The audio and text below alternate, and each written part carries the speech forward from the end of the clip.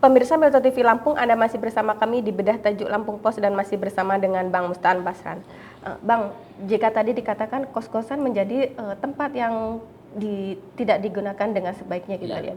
Nah, pengawasannya sendiri Bang, ini seharusnya seperti apa? Ya, mestinya kan gitu ya. Mestinya memang banyak aturan. Itulah bukan pemain-main tulisan 1 kali 24 jam tamu harap lapor. Itu betul gitu loh. Harusnya seperti itu. Itu prosedur yang tepat.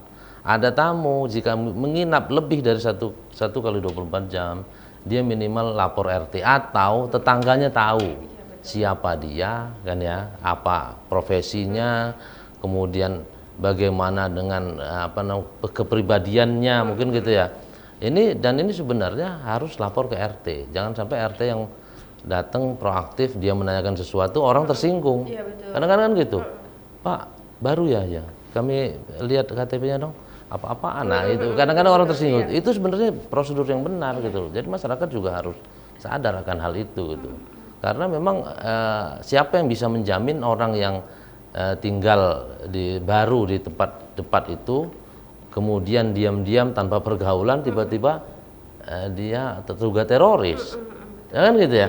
Akhirnya RT juga yang disalahkan. Gitu. Nah itulah yang harus sebenarnya kita kita perhatikan lagi, pengawasan seperti itu. Udah gitu juga selain RT ada Babinsa, ada Babin Kamtibmas, gitu ya. Jadi Babinsa dan Babin Kamtibmas juga mestinya memang memantau hal itu gitu loh. Jangan sampai ada misalnya, terutama misalnya di perumahan gitu ya. Di perumahan itu ada rumah yang dikontrakan. Itu sesegera mungkin diketahui siapa yang kontrak. Asalnya dari mana, profesinya apa, keluarga atau anak kuliah yang masih bujang atau gadis kan gitu ya. Kalau memang kalau memang masih bujang harus dipastikan bahwa di rumah itu memang bujang semua kan gitu. Kalau memang gadis semua, jangan campur kecuali ada tali persaudaraan, tali keluarga kan gitu. Itu yang jadi tugasnya RT, Babinsa, Babin Kamtibmas gitu. Itu juga harusnya keproaktifan pemilik kosan itu sendiri. Betul, tentunya Bang ya, untuk memantau siapa penghuni kosan itu sendiri. Iya. Tapi kenyataan sekarang kan banyak ngekos itu hanya sebentar seperti itu, 1-2 hari. Nah, yang padahalnya tadi untuk dijadikan pesta narkoba, terusnya jadi sarang prostitusi kan seperti itu. Yang lebih gawat lagi kan jadi sarang-sarang terduga teroris yang tiba-tiba udah misalnya dia kos di sana, misalnya cuman tahu si A, si fulan warga sebelumnya di sini, tiba-tiba tidak bersosialisasi itu gitu. Nah, begitu 2 minggu berikutnya tiba-tiba Densus datang grebek, baru ketahuan kan gitu ya. Iya, itu karena memang masyarakat tidak peduli dengan lingkungannya. Harusnya mereka tanya dari mana kamu kan gitu. Harus aware juga. Betul, harus aware. Awareness dong dengan ini.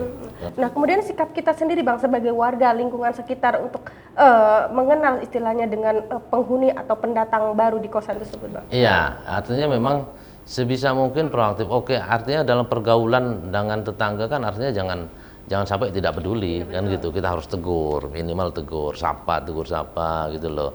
Misalnya orang dari mana, warga ini segala macam kan gitu.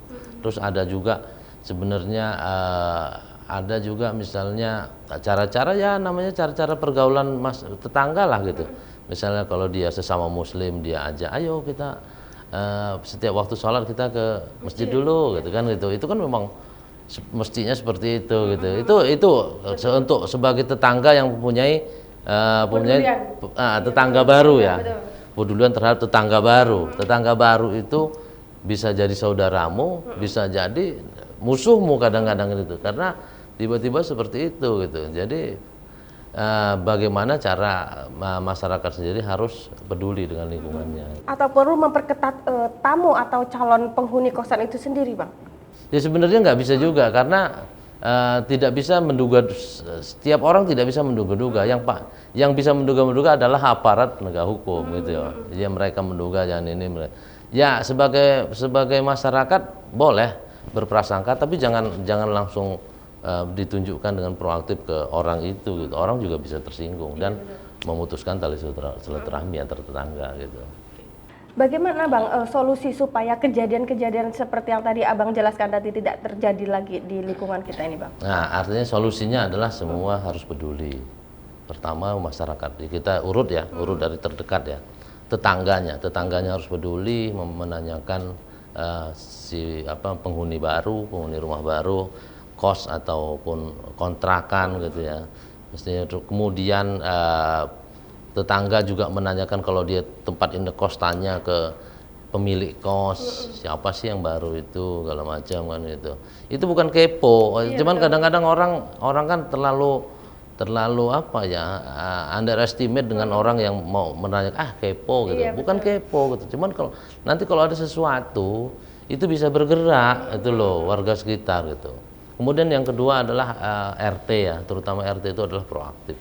RT proaktif untuk menanyakan bagaimana kondisi warganya, ada penambahan atau pengurangan. Itulah yang kadang-kadang kalau RT tidak proaktif sama sekali, ada orang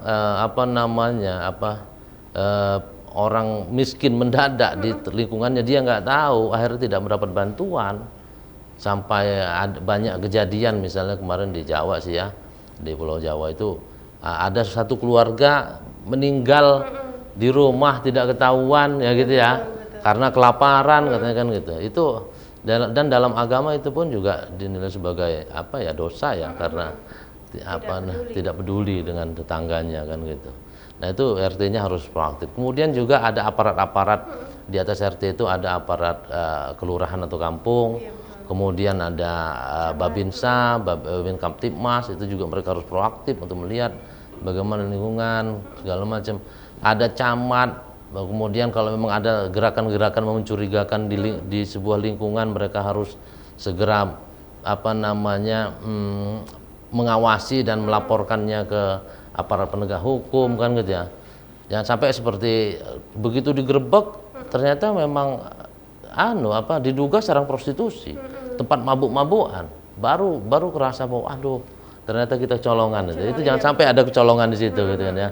Ya pokoknya jangan sampai ada. Kemudian pemerintah juga harus bisa menegakkan hukum yang berlaku di daerah itu, orang itu. Bang, kita jeda sejenak. Pemirsa Metro TV Lampung, di segmen berikutnya kita akan membahas berita apa saja yang hits dan trending topik di multi platform Lampung Pos. Jangan kemana-mana, kami akan kembali sesaat lagi.